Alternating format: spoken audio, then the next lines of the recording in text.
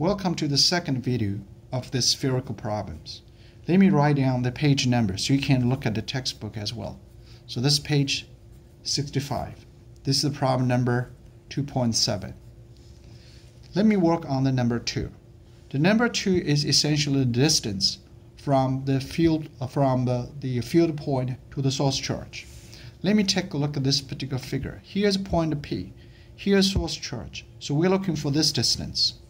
It's from here to there. Okay, so from here to there, that's the distance which we are interested in. So this part. So in other words, don't be scared by this strange R. This is essentially just delta R.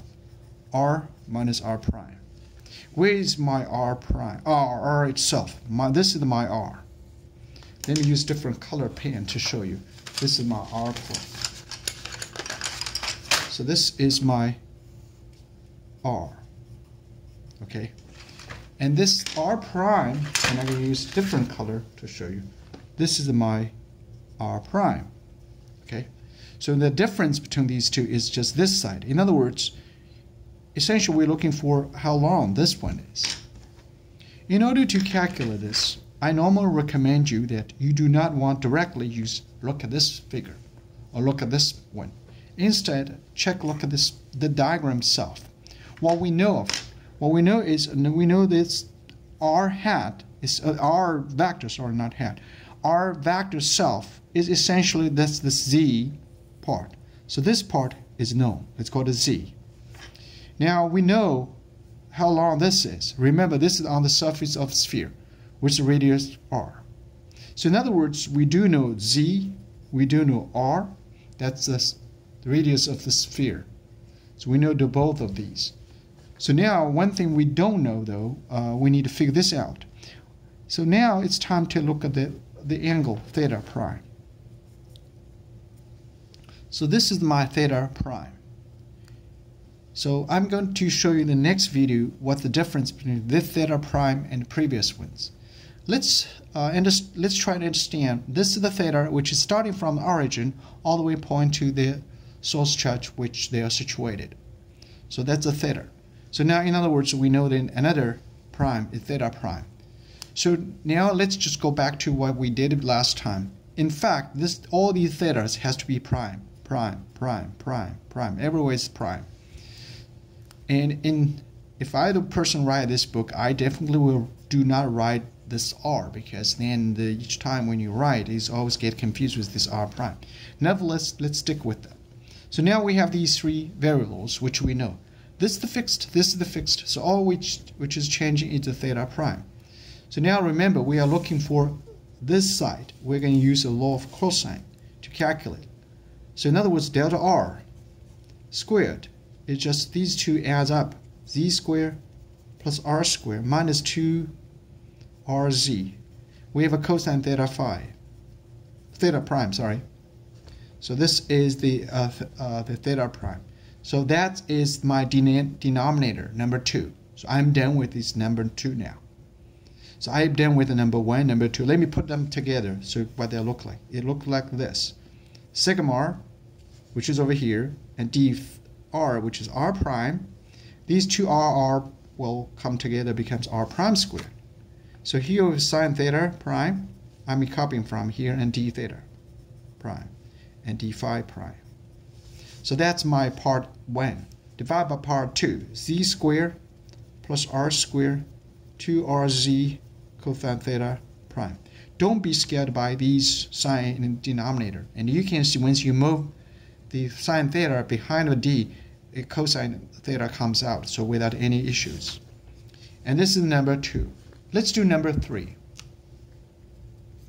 Number 3 is unnecessarily if you have a potential. For instance, if you have a potential V of R, this part is gone. There is no direction related. And here, instead of R squared, you just have R. So that's the only difference. Let's deal with the 3. Number 3 is a direction. So this direction is very crucial. Let's look at how this direction works. This direction divided by delta R, like this. Absolute value. Now this direction, it breaks it down into 3 different forms. One is along the x direction, one is around the y direction, the other one along the z direction. So we must have these three directions. And because due to symmetry, we know that the x and the y components cancels out. So we do not need to do any calculation with this. Only thing that's remaining is along z-axis. Let me project this entire thing along the z-axis. First of all, remember the denominator, there's no need to recalculate because the denominator is exactly the same thing except take square root whatever you had before. So you just leave it as it is. All we need to look at the numerator. Numerator along the z-axis, which means r minus r prime, along the z-axis. Because we're looking for the z component, this r along z-axis is just a z. Let me show you. So this is your r. Along the z direction, of course, this is the z. So there's no need to do anything. So let me look at the r prime. So r prime is over here. Now we need to project onto the z-axis. So the projection is straightforward. Let me show you. I'm going to write over here z prime. And this is essentially we know this is the vector over here, project onto the z-axis, which is the radius r of the sphere times cosine theta prime. And I'm done with it. So this is my r theta prime. So in other words, what I'm going to write over here is r cosine theta prime. So now I'm basically done because there's nothing else that I need to do it. I'm going to collect all of these three terms together. This one here is 1 divided by 2, so that's what I got here. And then I have additional ones. I'm going to copy everything here. So you can see r prime, sine theta, d theta prime, d phi prime, divided by z square r square, 2rz cosine theta prime, parenthesis, remember this guy is squared, and the do over here is the square root of this one. So in other words, you get 3/2 in the denominator. And then we have this term. So z minus r cosine theta prime. For the moment, everything looks good. There's one thing that I do need to emphasize here. This is the r prime here. Did you see here? So we have r prime. This r prime, the value is just simply r, capital little r, which is the radius of the sphere.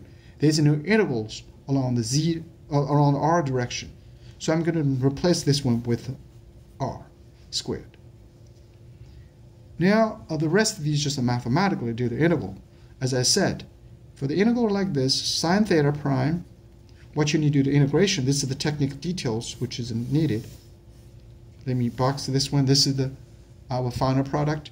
So now, in order to do the integral, the phi is simple. We need the phi itself. This gives us 2 pi, so we do not need to do anything with it.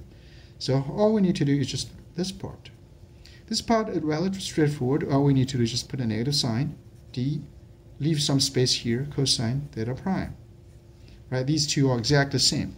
Now, since we have some coefficient in front of those things, and then the entire calculation, so all you need to just put something there as well. So for instance, in this case, did you see you have negative 2rz? Just put a negative 2rz here, divide by 2rz.